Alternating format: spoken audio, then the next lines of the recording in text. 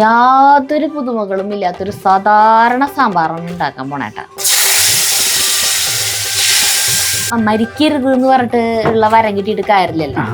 500 വയസ്സുള്ളോരപ്പൂപ്പന്മാരിയും ഇപ്പോൾ കുഞ്ഞായിട്ടിരിക്കുന്നു. അപ്പൂപ്പൻ അവർക്കുണ്ട്. പിന്നെ കണ്ണ് കാണാത്തവര്, കാത് കേൾക്കാത്തവര്, എല്ലാ തരം ആളുകളും ഉണ്ടാവും ഒരു വീട്ടില്. അതിമനോഹരമായ സുന്ദരനായിട്ടുള്ള ഒരു പുഴു വരും. അപ്പൊ സാമ്പാറും പപ്പടം ഇലയിൽ കൂട്ടി ചോറിനാൻ അടിപൊളിയാണ് കേട്ടാ.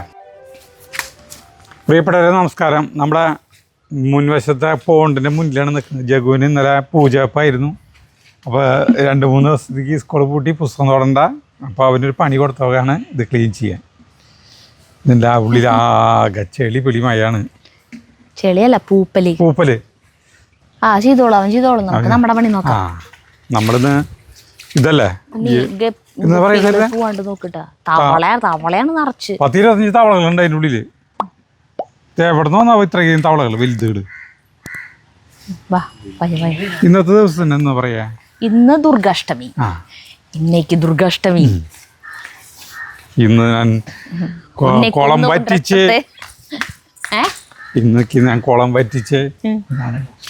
ഞാൻ പറയേ, നമ്മള് ദുർഗാഷ്ടമി ആയിരുന്നേ സാമ്പാറാ വയ്ക്കുന്നത്. സാമ്പാറും പപ്പടം. വാ ചാർലി, വാ 2 പേരും വാടപ്പാ തന്നില്ലേ, താല്പര്യ കക്ഷിയില്ല. വിളിക്കണ്ട, അല്ലാണ്ട് തന്നെ അവര് വന്നോളൂ. വിളിക്കുമ്പോ അവർക്ക് എന്തെങ്കിലും അപകടം മണക്കുണ്ടോ? എന്തിനാണ് അവ വിളിക്കണത്? ഞങ്ങളെ ചോറ് ഇവിടെ വെച്ചിട്ടുണ്ട്. ഇതേ അയ്യോ സരിത, അത് വെള്ളം എനിക്ക് ചോറിൽ വെള്ളം പറ്റി. വെള്ളം ഒഴിക്കല്ലേ? ഞാൻ വെള്ളം മോളി വെച്ചിട്ടുണ്ടായിരുന്നു. കേട്ടാ,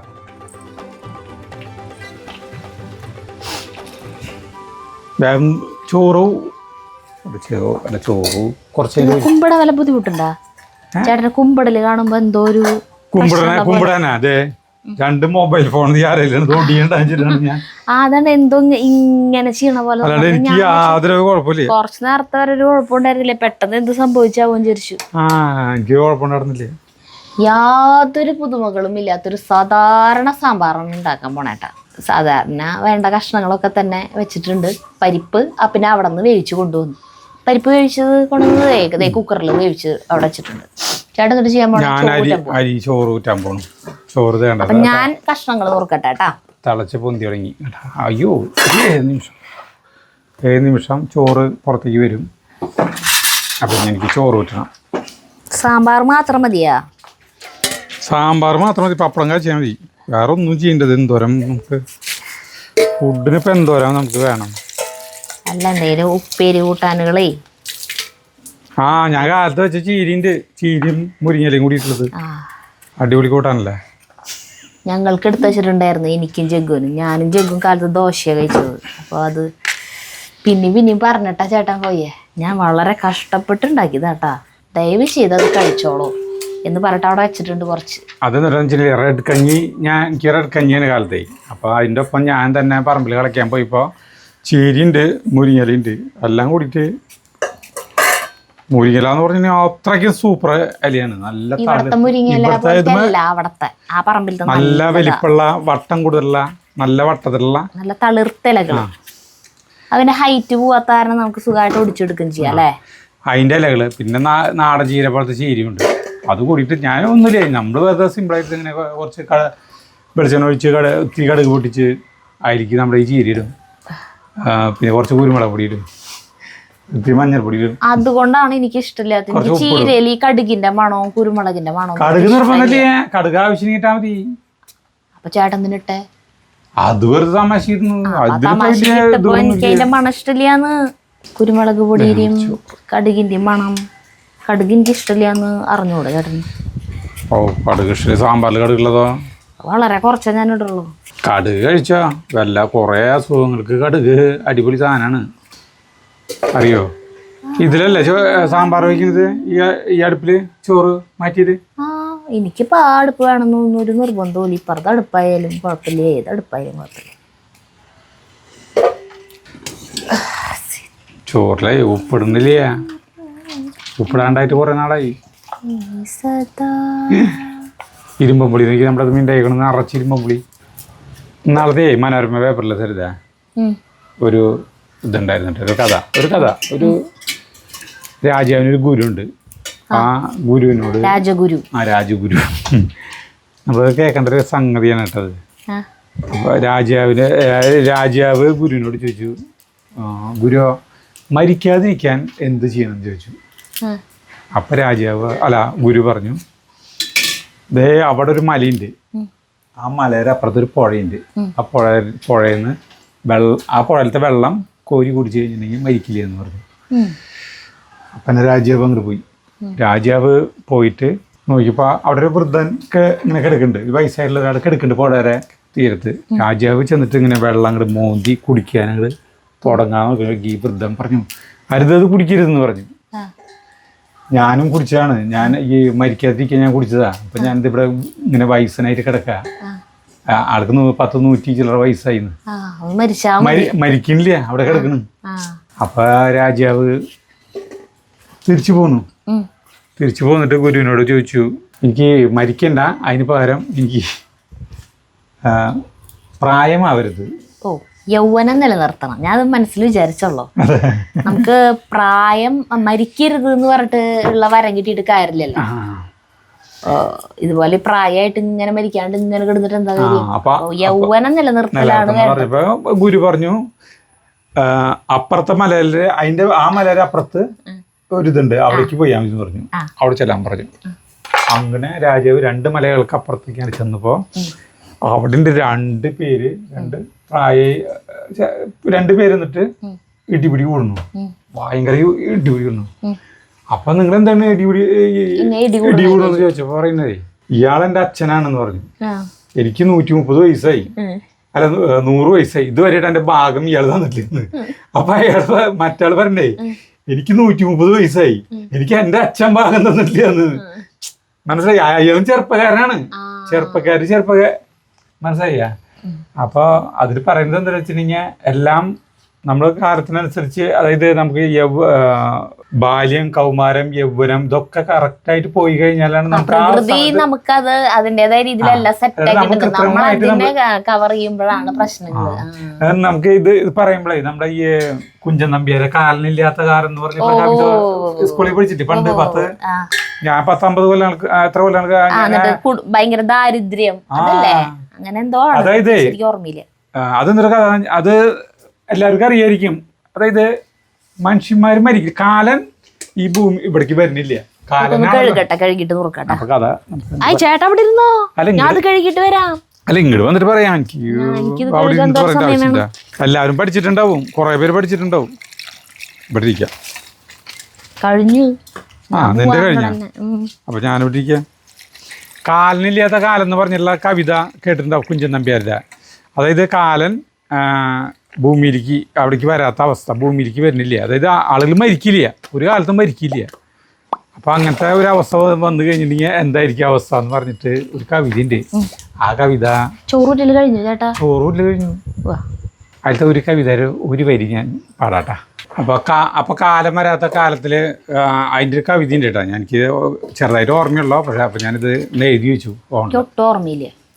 അതിലത്തെ ഒരു 2 വരിയാണ് കേട്ടോ. മുത്തച്ഛൻ മുതുക്കൻ്റെ മുത്തച്ഛനിരിക്കുന്നു, മുത്തച്ഛൻ അവനുള്ള മുത്തച്ഛൻ മരിച്ചില്ല, 500 വയസ്സുള്ളോരപ്പൂപ്പന്മാരെയും ഇപ്പോൾ കുഞ്ഞായിട്ടിരിക്കുന്നു, അപ്പൂപ്പൻ അവർക്കുണ്ട്. അതായത് 500 വയസ്സായാലും ആളുകൾ മരിക്കില്ലാന്ന്. അന്നത്തെ കാലിനില്ലാത്ത കാലത്തിൻ്റെ ദുരിതം നമ്മൾ പറയില്ല, നമ്മൾ 130 വയസ്സ് വരെ 150 വയസ്സ് വരെയൊക്കെ ജീവിച്ചിരുന്നെങ്കിൽ എത്ര നന്നായിരുന്നു എന്നൊക്കെ നമ്മൾ ആലോചിക്കില്ലേ? ആലോചിക്കില്ലേ? എന്തിനാ 130 വയസ്സ് വരെയൊക്കെ ജീവിക്കണേ? നമുക്ക് നമ്മളുടെ കാര്യങ്ങൾ നോക്കാൻ പറ്റാണ്ടായി, സ്വയം നമ്മുടെ കാര്യങ്ങൾ ചെയ്യാൻ പറ്റാണ്ടായി, മറ്റുള്ളവരെ ബുദ്ധിമുട്ടിപ്പിക്കാണ്ട് നമ്മള് പോണം. 500 വയസ്സായിട്ടുള്ള അപ്പൂപ്പന്മാരൊക്കെ ആയിന്ന് ഉണ്ട് ഒരു വീട്ടിലെന്ന് പറഞ്ഞിട്ടുണ്ടെങ്കിൽ. കണ്ടമാന അംഗങ്ങളാ, 10-100 പറ അരി വെച്ച് കഴിഞ്ഞിട്ടുണ്ടെങ്കിൽ എല്ലാവർക്കും 2 വറ്റ് പോലും തയ്യില്ലെന്ന്. 10-100 പറ അരി വെച്ച് കഴിഞ്ഞാൽ അന്ന് കാലത്ത് അല്ല, കാലില്ലാത്ത കാലത്ത് അങ്ങനെ ഒരു കാലം ഉണ്ടെങ്കിൽ പിന്നെ അത് മാത്രല്ല ഈ എല്ലാവരും ചേട്ടന് ആഗ്രഹം അങ്ങനെ 130 വയസ്സ് വരെ ജീവിച്ചിരിക്കാൻ. അതെ എല്ലും തോലായിട്ട് ഇത് ആളുകൾ ഇരിക്കുന്നത് ഈ അസ്ഥികൂടങ്ങൾ പോലെയാണ് എല്ലാവരും. പിന്നെ അത് മാത്രല്ല 10 ദിവസം പട്ടിണി കിടന്നാലും ചാവില്ല, മരിക്കില്ലല്ലോ.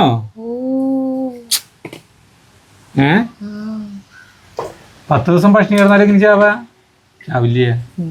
അങ്ങനെ നരകയാതനയിൽ ഇങ്ങനെ ജീവിച്ചു പോവാ. ഓരോ വീട്ടിലും നിറയെ അംഗങ്ങളായിരിക്കും.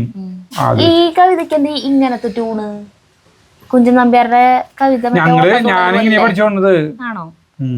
10 കോടി ജനമുണ്ട് പല്ല് പോയിട്ടൊരു ഈ ട്യൂണിൽ ചെല്ലാൻ പറ്റില്ല. ഇല്ലല്ല ഞാൻ പഠിച്ചിട്ടുള്ളത് അങ്ങനെയാ. ഈ ട്യൂണിൽ ചെല്ലണമെങ്കിലേ മറ്റേ കേഗ വൃത്തല്ലേ, കേഗ അതിലാണ് ചെല്ലാൻ പറ്റുക. അതായത് 7 അക്ഷരം അല്ലെങ്കിൽ 14 അക്ഷരം ഒരു വരിയിൽ വരണം. അപ്പോഴാണ് ഈ ട്യൂൺ കറക്റ്റ് ആയിട്ട് വരുള്ളൂ. അല്ലെങ്കിൽ ഈ ട്യൂൺ കഴിഞ്ഞാലും അക്ഷരങ്ങൾ ബാക്കി ഉണ്ടാവും, വരി അല്ലെങ്കിൽ എവിടെയെങ്കിലും നമുക്കൊരു തടസ്സം വരും. അങ്കണത്തൈമാവിൽ ആദ്യത്തെ പഴം വീഴുകി അമ്മ തന്നെ നേത്രത്തിൽ നിന്നുതിർന്നു ചൂടു കണ്ണീർ. അതല്ലേ കേകലല്ലത്. അപ്പൊ അത് അസ്ഥിയല്ലാതൊരു വസ്തു അസ്ഥിയല്ലാതൊരു വസ്തു ശരീരത്തിൽ അവർക്കില്ലാന്ന്. ദുസ്ഥിതിക്കും കുറവില്ല, ദുരിതത്തിനും കുറവില്ല. പിന്നെ കണ്ണ് കാണാത്തവര്, കാത് കേൾക്കാത്തവര്, എല്ലാ തരം ആളുകളും ഉണ്ടാവും ഒരു വീട്ടില്. ഒന്നും എന്താ പറയാ എല്ലും തോലായിട്ട് അവിടെ ഇവിടെ ഒക്കെ ഇങ്ങനെ കിടക്കുക. 100-500 വയസ്സുള്ള ആളുകൾ. ഞാനാ മറ്റേ മനോരമയിലത്തെ മറ്റേത് കണ്ടപ്പോ പറഞ്ഞതല്ലേ. കഥ പറഞ്ഞപ്പോ നമ്മൾ പണ്ട് കാലില്ലാത്ത കാലം എന്ന് പറഞ്ഞിട്ടുള്ള ഒരു കഥ അല്ല പഠിച്ചിട്ടുണ്ടല്ലോ. കുഞ്ചൻ നമ്പ്യാരുടെ ഭാവന എല്ലാത്തിനും ഒരു ഇത് വെച്ചിട്ടുണ്ട്. അതെത്തുമ്പോ അതാത് കാര്യങ്ങൾ സംഭവിക്കണം അല്ലേ? കൂട്ടാൻ വെക്ക. അല്ല ഞാനിപ്പോ എന്തിനാ പറഞ്ഞല്ലേ, സാമ്പാർ വെക്കാൻ കഷ്ണങ്ങൾ അടുപ്പത്ത് വെച്ചു. കുമ്പളങ്ങ, വെണ്ടക്കായ, തക്കാളി, കായ. വെള്ളം എവിടെ? വെള്ളം ചോറ് കുറച്ച് വെള്ളം ഒഴിക്കുന്നുണ്ട് കേട്ടാ. ഇതൊരു സാധാരണ സാമ്പാറാണ് കേട്ടാ. ഞാൻ വീണ്ടും പറയുന്നു, പ്രത്യേകതകളൊന്നും തന്നെ ഇല്ല. ഇതിലേക്ക് പരിപ്പ് വേവിച്ചതിടുന്നു. ഞാൻ സാമ്പാർ പൊടി ഇട്ടിട്ടാണ് കേട്ടാ വെക്കണേ. അപ്പോളേ സാമ്പാർ പൊടി ഇട്ടിട്ട് നമ്മൾ വെക്കുമ്പോൾ നമ്മൾ പരിപ്പ് വേവിക്കുമ്പോൾ അതിൻ്റെ കൂടെ കുറച്ച് കായം ചേർക്കുമല്ലോ. പക്ഷെ ഞാൻ ഇതിൽ കായം ചേർത്തിട്ടില്ല. എന്താ വെച്ചിട്ടുണ്ടെങ്കിൽ നമ്മൾ ഈ കായം വാങ്ങിക്കണ ഒരു കമ്പനിയെ കുറിച്ചിട്ട് ഞങ്ങൾ എപ്പോഴും പറയാറില്ലേ, BG കായം. നമ്മുടെ ഈ ഒല്ലൂര് തൈക്കാട്ടുശ്ശേരി ഇവിടെ തൊട്ടടുത്ത് കായ കമ്പനി ആർക്കും അറിയില്ലേ? ആർക്കും അറിയില്ല. പിന്നെ ഇനി ചേട്ടറിഞ്ഞ് ഞാനിത് ഇപ്പഴാണ് 35 കൊല്ലായിന്ന്. 35 കൊല്ലേ? പക്ഷെ നമ്മൾ അറിഞ്ഞിട്ട് 2-3 കൊല്ലായിണ്ട്. നമ്മൾ അതിന് ശേഷം അവിടെ നിന്ന് തന്നെയാട്ടാ കായം വാങ്ങിക്കാറ്. നാളെ മോളമ്മാൻ്റെ വന്നപ്പോഴും കായം ആൾക്ക് ആ കായം നമ്മുടെ ഇവിടുത്തെ കായം കണ്ടിട്ടേ അതിൻ്റെ മണവും ഇതൊക്കെ കണ്ടിട്ട് ആൾക്ക് ചേട്ടനൊരു 3-4 പെട്ടി അവിടെ നിന്ന് വാങ്ങിച്ചുകൊണ്ടുവന്ന് കൊടുത്തു, അമേരിക്കയിലേക്ക് കൊണ്ടുപോയി. അപ്പോൾ പറഞ്ഞു വന്നത് അവർ സാമ്പാർ പൊടി ഉണ്ടാക്കുന്നുണ്ട്.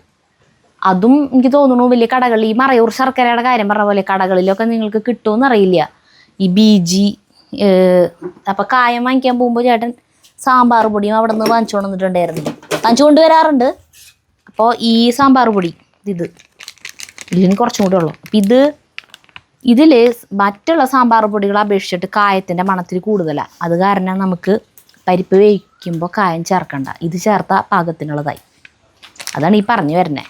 ഇതിലേക്ക് ഒരു കുറച്ച് മുളക് പൊടിയും കുറച്ച് മഞ്ഞൾപ്പൊടി, ഉപ്പും പാകത്തിന് ഉപ്പും ചേർത്ത് കഷ്ണം ഇതിൽ കിടന്ന് വേവട്ടെ. വേപ്പിൻ്റെ ഇല ഇട്ടോ. ഇതിൽ വെണ്ടക്കായ, തക്കാളി, കുമ്പളങ്ങ, മത്തങ്ങ, കായ, മുരിങ്ങക്കായ ഇത്രയും കഷ്ണങ്ങൾ ഇട്ടിട്ടുണ്ട് കേട്ടോ. പിന്നെ ചേനയും മറ്റേ ക്യാരറ്റും ഒക്കെ ഉണ്ട് കേട്ടോ. ഇതിന് വേവട്ടെ. സാമ്പാർ പൊടി ഇട്ട് വെക്കണ കാരണം കൊണ്ട് ഇനി പണിയൊന്നുമില്ല. ലാസ്റ്റ് കാച്ചുമ്പോൾ സാമ്പാർ പൊടിയുടെ പുളി പിഴിഞ്ഞ് വയ്ക്കലല്ലോ ഉള്ളൂ. അതുകൊണ്ടാണ് ഞാൻ ചോദിച്ചാട്ടോ വല്ല ഉപ്പേരി വെക്കണമെന്ന്. ഇപ്പോഴാണെങ്കിൽ അരിയാൻ സമയമുണ്ട്. വേണ്ട നോക്കിയൊരു സാധനം നോക്കിയേ, നമ്മളത് കണ്ട പൂട്ടു നിറയെ പൂക്കളായില്ലേ. നന്ദിയാർവട്ടം. ഇത് ഒറിജിനൽ നന്ദിയാർവട്ടമല്ല, ശരിക്കും നന്ദിയാർവട്ടത്തിന്റെ പോലുള്ള സാധനമാണിത്. പാല, ഒരു തരം പാല എന്ന് പറയണല്ലേ. നമ്മുടെ ഫ്രണ്ടിലുണ്ടായിരുന്നതാണോ? ഞാൻ ഇത് ഏതൊരു MT വാസുദേവൻ നായര് ഇതിൽ പറഞ്ഞപ്പോ അത് നന്ദിയാർവട്ടമല്ല, ഈ സാധനം തന്നെ ഒരാൾ കാണിച്ചു കൊടുത്തപ്പോൾ എന്ത് MTയുടെ വീട്ടിലാ എവിടെയാണെന്ന് തോന്നുന്നുണ്ട്. അപ്പോൾ ഒറിജിനൽ നന്ദേരവട്ടം ഇതിൻ്റെ ഇത്രയ്ക്ക് വലിപ്പമുള്ള ഇലകളല്ല, ഇത്രയ്ക്ക് വലിപ്പമുള്ള പൂവുകളല്ല. കണ്ടാ ഇതല്ല അവിടെ ഇവിടെയൊക്കെ ഭംഗിയില്ല. ഫ്രണ്ടില് ഒരു നന്ദിയാർവട്ടത്തിന്റെ ഉണ്ടായിരുന്നു. അതുമ്മേ അതിമനോഹരമായ സുന്ദരനായിട്ടുള്ള ഒരു പുഴു വരും. ഇത് ഇത്ര നീളം ഉണ്ടാവും, എന്തൊരു ഭംഗിയാണെന്നറിയാം, ഇത്ര നീളം ഉണ്ടാവും, ഈ വിരലിന്റെ വണ്ണം ഉണ്ടാവും. ഒരു പ്രത്യേക ഭംഗി ഡിസൈനാ. അതിങ്ങനെ ഇങ്ങനെ തിന്നണ കാണാം. അതിന്റെ വായര ഭാഗം ഇങ്ങനെ ഇങ്ങനെ ഇങ്ങനെ ഇങ്ങനെ ആയിക്കൊണ്ടിരിക്കണ്ടോ ഇതിന്റെ ഇലയമേ അങ്ങനെ തിന്നോണ്ടിരിക്കും. അപ്പൊ അടിച്ചു വരുന്ന സമയത്ത് ഇത്ര പോകുന്ന കാട്ട ഒരു പ്രത്യേക ഇങ്ങനെ കാട്ടം ഇങ്ങനെ അടിയിൽ ഇങ്ങനെ കാണുമ്പോ അറിയാം ഈ പുഴു. അതിന് നേരം മുകളിൽ നോക്കിയാൽ പുഴു ഇരുന്നത് തിന്നുണ്ടാവും. അപ്പൊ ഞാൻ പറഞ്ഞ ചേട്ടനോട് ഇത് പൂമ്പാറ്റയായിട്ട് മാറുമ്പോ നല്ല ഭംഗിയുള്ള ഒരു ചിത്രശലഭമായിരിക്കും, വലിയ ചിത്രശലഭമായിരിക്കും ഇതിന് മറ്റേ പൂമ്പാറ്റയായിട്ട് മാറുമ്പോ. അറിയില്ല കേട്ടാ അതിന്റെ പുഴുക്കളുള്ള സൗന്ദര്യ എന്താ പറയാ, നമുക്കിങ്ങനെ അറപ്പല്ലോ, നല്ല ഭംഗി തോന്നും അതിനെ കാണുമ്പോ. ഭയങ്കര ഓമനത്വം, കാണാൻ ഭംഗി, പുഴുക്കളുടെ ഋതിക് എന്ന് പറയാം, അങ്ങനെ പറയാം. ഇതെന്തൊരു വേഗം ഇവിടെ കാട് പോലെ അല്ലേ, കലാത്തിയല്ലേ ഇത്. ഇവിടെയൊക്കെ എന്തൊരു ഭംഗിയൊക്കെ ഇവിടെ ഫോട്ടോഷൂട്ടിനൊക്കെ ആളുകൾക്ക് വരാട്ടാ. കണ്ടാ നല്ല രസമായിട്ട് സ്ഥലല്ലേ. ആ മതിൽ കാണാണ്ടായപ്പോഴേ, ഈ മതിലില്ലേ, മതിൽ കാണാണ്ടായപ്പോഴേ മതിൽ വൃത്തികേട് പോയി ഇവിടുത്തെ. അല്ല ഇവിടെ വൃത്തികേട് എന്ന് പറയുന്ന സാധനല്ലേ. അല്ല പെട്ടെന്നാണ് ഇവിടെ നിറഞ്ഞത്. ഇന്നാളും കൂടി ഒരേ ഇലയിട്ട് നിന്നോടന്താ പെട്ടെന്ന് അങ്ങോട്ട് നിറച്ചല്ലേ. ഈ മതിലുമ്പ വേണേ മറ്റേ കാറ്റ്സ് ക്ലോ പടർത്തി കൊടുക്കണേ. വേണ്ട വേണ്ട ഇതിന് നല്ല ഭംഗിയില്ലേ, വേണ്ട. ഇതുമ്പോ പൂട്ടു സൺഡേ മൺഡേ സൺഡേ മൺഡേ അത്രയ്ക്കധികം പൂവില്ല, പക്ഷെ ഇതാടാ കണ്ട പൂവ്.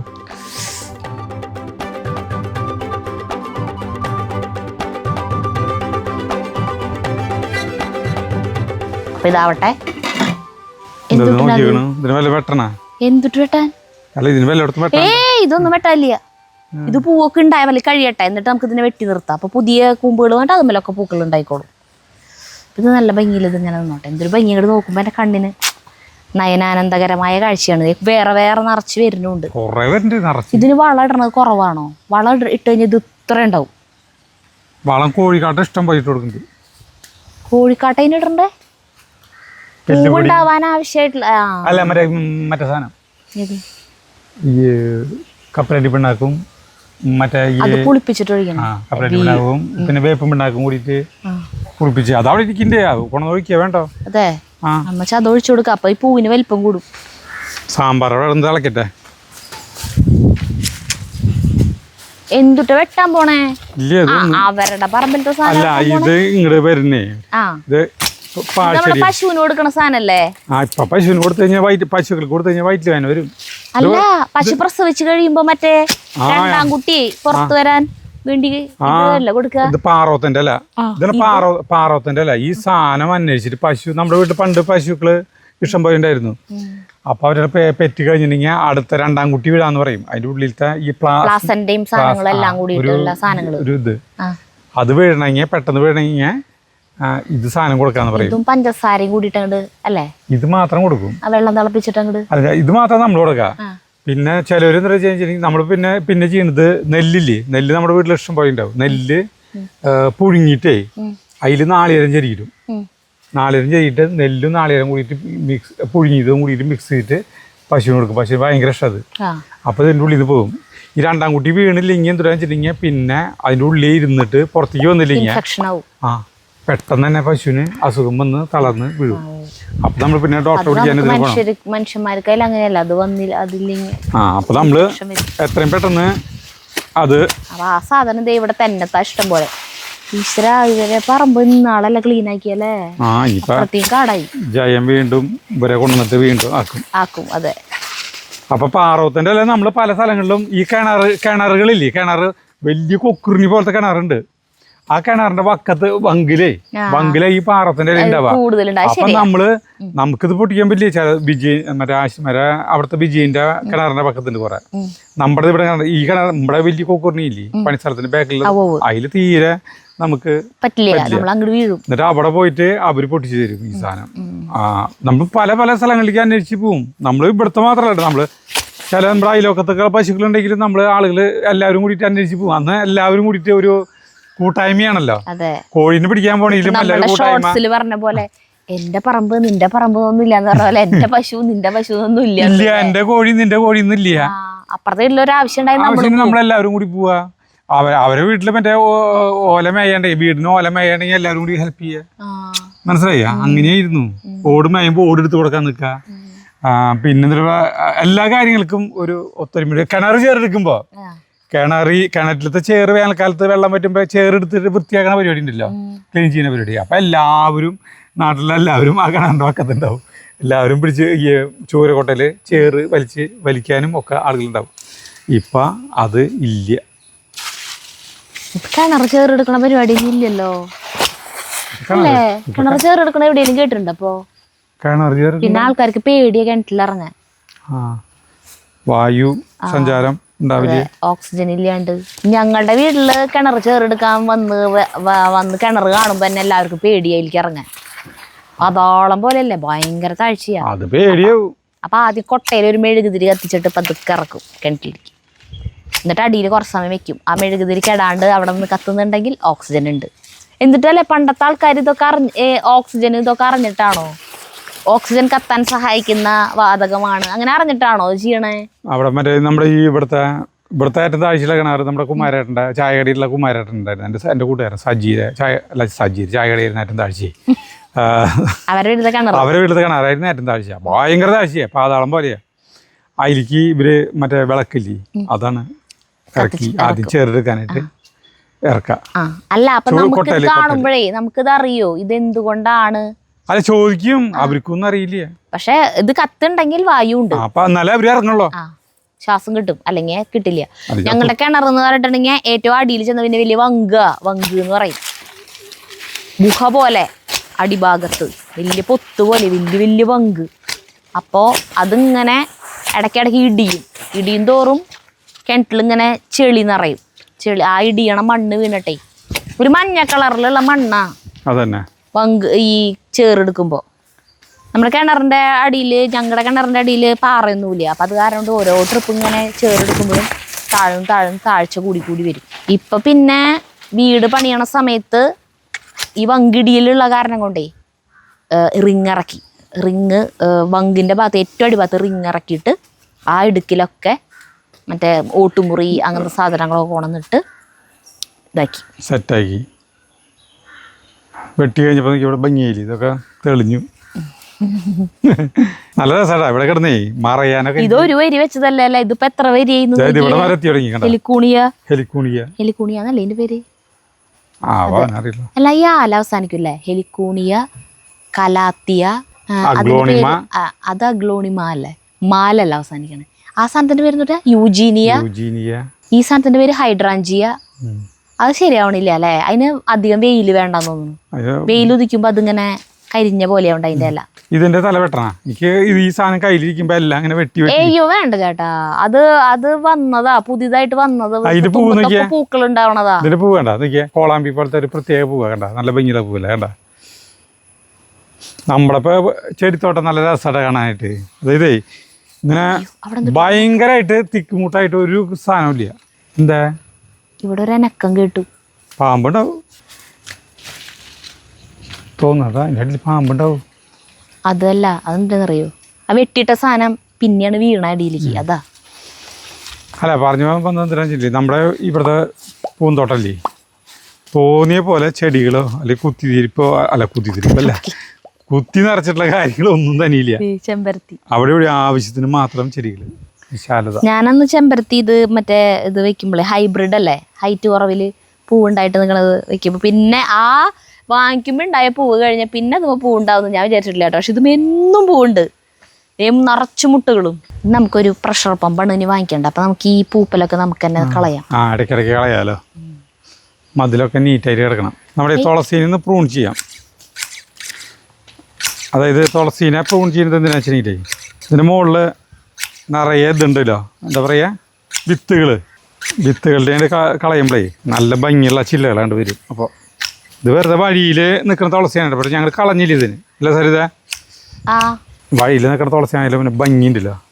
അല്ല, തുളസീനെ നമുക്ക് എങ്ങനെയുണ്ട് പെട്ടെന്ന് കളയാൻ തോന്നില്ല. ബാക്കിയുള്ള ചെടികളെ പോലെയല്ല, തുളസി ഒരു ഔഷധമാണല്ലോ. ഭംഗിയായി നമ്മുടെ ഈ കുടിലിൻ്റെ ഇത് നമ്മൾ വെച്ചതാ. ഇത് വെച്ചാടാ ഞാൻ. അയ്യോ തീ നീക്കണ്ടേ? ആ തീ അടിപൊളിയായിട്ട് കത്തുണ്ട്.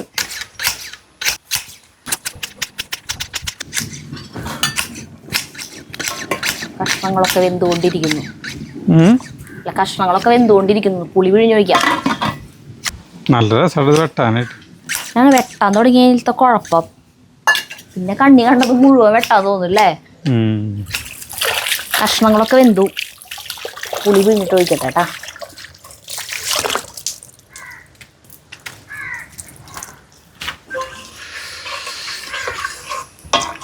കുറച്ചുകൂടി വെള്ളം ഒഴിക്കുന്നുണ്ട് കേട്ടാ. കാരണം എന്താ വെച്ചാലേ ഇപ്പം ഇത്തിരി കട്ടിയുണ്ട്. ഇനി സാമ്പാർ പൊടി ഇട്ട് വരുമ്പോൾ ഭയങ്കര കട്ടി ആവും സാമ്പാർ. അതുകൊണ്ട് വെള്ളം കുറച്ചുകൂടി ഒഴിച്ചു. ഇനി ഇതൊന്ന് നന്നായി തിളച്ചാൽ നമുക്ക് കാച്ചാം. പരിപ്പൊന്നും കാണാനില്ല ഈശ്വര. പരിപ്പൊക്കെ ഉടഞ്ഞു പോയി. പരിപ്പോടയണം. പരിപ്പാരെയും വേറിട്ട് എടുക്കാൻ പാടില്ല. അതെ തിളക്കട്ടെ. നമ്മുടെ സാമ്പാർ ആഹാ നല്ല മണം വെന്ത്. അതിൽ ഒന്നും ഇട്ടിട്ടില്ലേ, കായ പോലും ചേർത്തിട്ടില്ലേ. ഇറക്കണ്ടേ? നീ കാച്ചാൻ പോകുന്നു. കാക്ക വിരുന്ന് വിളിക്കണ്ടല്ലോ. കദളി വാഴ കയ്യിലിരുന്ന് കാക്ക ഇന്നു വിരുന്നു വിളിച്ചു. വിരുന്നുകാരാ വിരുന്നുകാരാ. വെളിച്ചെണ്ണ ഒഴിക്കുന്നു. പപ്പടം കാച്ചണം. എന്നിട്ട് വേണം കൂട്ടാൻ കാച്ചാൻ. പപ്പടം കാച്ചി വെളിച്ചെണ്ണല്ലേ സരിത? ആ സാമ്പാർ കാച്ചി ഒരു രസാ. ചെയ്യാൻ പോണേ അല്ല ഒരു രസാന്ന്. ഫസ്റ്റത്തെ പപ്പടം എനിക്ക് തരണം. പിന്നെ തരണം. അത് വലിയ പപ്പടം കേട്ടാ. അതുകൊണ്ട് ഞാൻ വെളിച്ചെണ്ണ കൂടുതൽ ഒഴിച്ചു ചേട്ടാ. അതിന്റെ ആവശ്യം നടു മുറിച്ചിട്ടാക്കണം രണ്ടായിട്ടേ. അത് മതിയായിരുന്നു. അമ്മ ചെയ്യുന്നറിയോ? പണ്ട് വെളിച്ചെണ്ണ കുറവുള്ളപ്പോ എന്തൊരു ചെയ്യുന്നറിയോ? പിച്ച് നുറുക്കിടും. അത് ഞങ്ങൾ അങ്ങനെ എല്ലാവരും അങ്ങനെ ചെയ്യാ. ഈ പപ്പടത്തിനെ കുറെ കഷ്ണങ്ങളായിട്ട് നുറുക്കിട്ട് അതിലിട്ടു. ഫസ്റ്റത്തെ പപ്പടം അത് ഒത്തിരി കൂടി ആവാണ്ടറി. ആണോ? ഒരു ചെറിയൊരു ചുവപ്പ് കളറാണോ? ഇനി ഇരണ്ട. ഇനി എന്റെ വായിൽ നിന്ന് ചോപ്പ് ചെയ്യണം.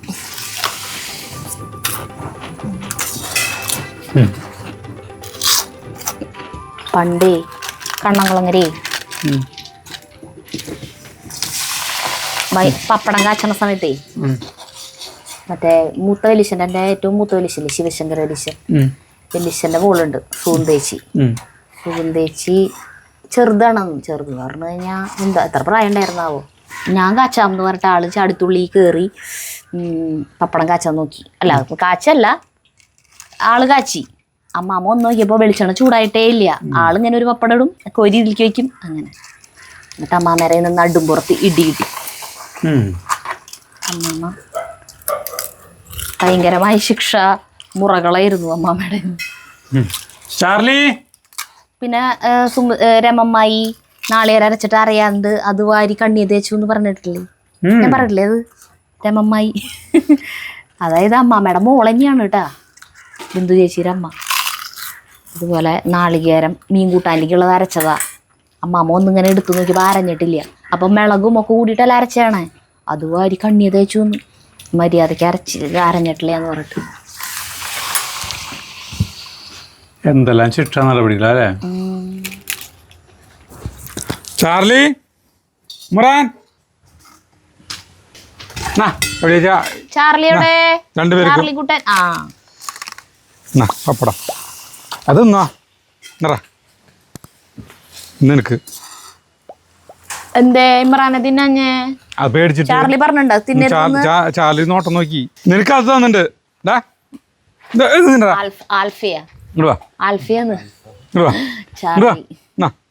തിന്നോ വേണങ്ങിയ തേങ്ങ തിന്നോ. അതിങ്ങനെ പകുതി പൊട്ടിച്ചിട്ട് ഇങ്ങനെ കൊടുക്ക്. ആ പകുതി പൊട്ടിച്ചിട്ട് തന്നെയാ. നിനക്ക് വേണ അങ്ങനെ ചോദിക്കുന്നത് കേട്ട് കഴിഞ്ഞിട്ടുണ്ടെങ്കിൽ വേണമെങ്കിൽ എന്നെ വേണ്ടെന്ന് പറയാനേ തോന്നുള്ളൂ. ഒരു മയത്തിലൊക്കെ ചോദിച്ചേട്ടാ. ചാർലി ഇത് കഴിച്ചറാ കണ്ട ഇവനാട്ടെ കൂടെ നോക്ക രണ്ടു കൊടുത്തോ നീ.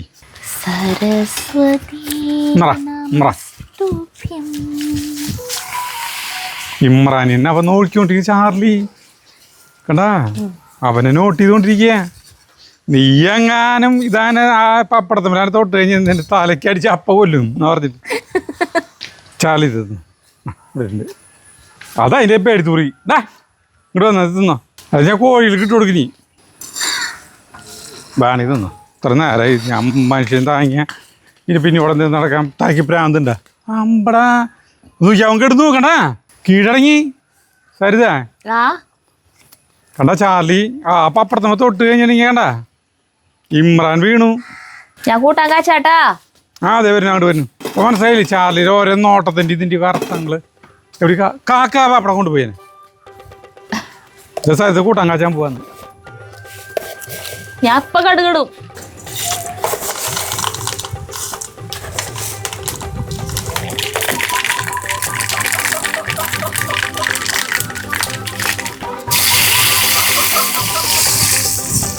അയ്യോ വെളിച്ചെണ്ണ കുറവാണല്ലോ. വെളിച്ചെണ്ണ കുറച്ചുകൂടി വയ്ക്കാട്ടാ. ഇല്ലില്ല, സാമ്പാർ പൊടി ഇടേണ്ടതല്ലേ. ഇനി സാമ്പാർ പൊടി നമ്മുടെ ഈ പറഞ്ഞ സാമ്പാർ പൊടി ഇല്ലേ, എന്നിട്ട് ബിജി.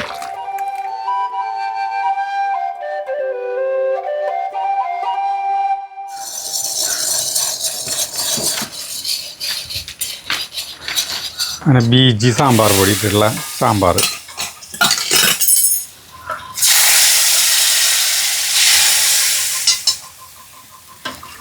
അടിപൊളി മണം വരില്ലേ. ചോറിന് പുതിയ നമ്മൾ ചോറ് വിളമ്പുന്നു. അങ്ങനെ ദുർഗാഷ്ടമി നാളിൽ നമ്മൾ സാമ്പാറും പപ്പടം ചോറും. അപ്പം നാളെ എന്തിട്ടാ കഴിക്കുക? മഹാനവമിയിലന്ന്. മഹാനവമിയിലന്ന് ഇപ്പം ഈ സാമ്പാർ എന്തായാലും ബാക്കിയുണ്ടോ? അപ്പം മറ്റന്നാളോ വിജയദശമിയുടെ അന്നോ? വിജയദശമിയിലെന്ന് അവിൽ കൂട്ടാൻ വയ്ക്കല്ലേ. സാമ്പാർ ഞാൻ വിളമ്പണ, ഞാൻ വിളമ്പരാം. കുഴി ഉത്തര ചെക്കു. അയ്യോ കുഞ്ഞ കയ്യില്ല ചേട്ടാ. കയ്യിൽ കുഞ്ഞിതായി. ഉപ്പില്ല. ചോറില്ല നിനക്ക്. കൊറേ നാളായാലും ചോറിനാന്ന് പറഞ്ഞിട്ട് ഇതുവരെ മനസ്സിലായിട്ടില്ല ഉപ്പില്ലാന്ന് ചോറിൽ. ഞാൻ ഒഴിക്കി 2 പപ്പടം മതി. ഇനി ഇത് ഇവിടെ ഇരിക്കട്ടെ. പപ്പടം കൂട്ടി കുഴച്ച് ചോറടിക്കാൻ പോകണം. ചൂടുണ്ട്. എനിക്കിത് ഇങ്ങനെ കൈ ചൂടായിട്ടുള്ള സാധനം ആക്കണമ്പോൾ 6 നമ്പരാണ്ടിൽ മണിയില്ലേ, മണീനെ തട്ടി കൊണ്ടുപോയിട്ട് മോഹൻലാലും കൂട്ടരൊക്കെ തട്ടി കൊണ്ടുപോയിട്ടേ അപ്പം കൈ പൊള്ളിയിട്ട് നിൽക്കുന്ന ഒരു ഭാഗ്യം. അതാണ് ഓർമ്മ വരുന്നത്. ഫുഡ് കഴിക്കണതാ എങ്ങനെയുണ്ട്? എന്താ കുറവ്? ഉപ്പുണ്ടാ? ഉപ്പില്ലേ? ഉപ്പിൻ്റെ പ്രശ്നം തന്നെയല്ലേ പപ്പടം കൂട്ടി അടിക്കണം. സാമ്പാർ നന്നായിട്ടുണ്ട്. സാമ്പാറേ നന്നായിട്ടുണ്ട്. ചോറും ചൂടുണ്ട്, കൂട്ടാനും ചൂടുണ്ട്. പിന്നെ അന്തരീക്ഷം ചൂടുള്ള കാരണം പിന്നെ ചോറേ അത്യാവശ്യം കുഴപ്പമില്ലാണ്ട് വെന്തുണ്ട്. കാരണം വേഗം ഇങ്ങോട്ട് ഇറങ്ങിപ്പോക്കോളൂല്ലേ. നല്ല ടേസ്റ്റാണ്. എനിക്കൊരു ഉരുള തരാൻ വെച്ചിട്ടാ ഞാൻ. നല്ല രസമുണ്ട്. ഒത്തിരി ചോറ് രസമല്ലേ? എന്താ ഒരു കാര്യം ഇതിന് മനസ്സിലായി നിൽക്കുക. കായം ഒരു കൂടുതൽ ചേർക്കുന്നുണ്ട് ഈ സാമ്പാർ പൊടിയിൽ. അതുകൊണ്ടല്ലേ. അല്ലെങ്കിൽ എന്താണെന്ന് വെച്ചിട്ടുണ്ടെങ്കിലേ നമുക്ക് ഈ കായത്തിന്റെ പോരായ നമുക്ക് ശരിക്കും അറിയാൻ പറ്റും. നമ്മൾ ചിലപ്പോൾ സാമ്പാർ പൊടി കുറേ ഉണ്ടാക്കി വയ്ക്കാറുണ്ട് കേട്ടോ. അതല്ലെങ്കിൽ പിന്നെ ബ്രാഹ്മിൺസിൻ്റെ വാങ്ങിക്കാറ്. വേറെ സാമ്പാർ പൊടി ഒന്നും അത്ര ടേസ്റ്റ് തോന്നാറില്ല. ഇപ്പം ഇത് വാങ്ങിക്കാൻ തുടങ്ങിയതിന് ശേഷം ഇത് തന്നെ വാങ്ങിക്കണം. പിന്നെ ഇതിനാകുമ്പോൾ കായം നമ്മൾ എക്സ്ട്രാ ചേർക്കേണ്ട ആവശ്യമില്ല. ഒരു കായേ അവരെ ഫാക്ടറി ഒക്കെ വീഡിയോ ചെയ്യാം കേട്ടോ. അഫ്ഗാനിസ്ഥാനിൽ നിന്നും ഉസ്ബെക്കിസ്ഥാനിൽ നിന്നും ഇറാനിൽ നിന്നും ഇങ്ങനെ കായം കൊണ്ടുവരുന്നത്. കായത്തിന്റെ ആ പശ ഒരു മരത്തിൽ നിന്ന് എടുക്കുന്ന പശയാണല്ലോ കൊണ്ടുവരുന്നത്. ഇതിന്റെ സംസ്കൃത വസ്തു കായം. ചൂടാ മരത്തിൽ തന്നെ പശയാണ്. ജഗ്ഗുവിന്റെ മീൻകുളം വൃത്തിയാക്കല് പകുതിയിൽ വെച്ച് നിർത്തി. അവിടെ വെയിലായി. അത് കാരണം വെച്ചതിലിട്ട് ബാക്കിയല്ലേ. അപ്പോൾ ഞാനത് കഴിക്കട്ടെ കേട്ടോ. അപ്പോൾ സാമ്പാറും പപ്പടം ഇലയിൽ കൂട്ടി ചോറിനാൻ അടിപൊളിയാണ് കേട്ടോ. അപ്പോൾ നമുക്ക് നിർത്താം. കഴിക്കാൻ പറ്റിയിട്ടില്ല ഇതുവരെ ജഗ്ഗുവിന് ചൂട് കാരണം. വെയിലുമായി.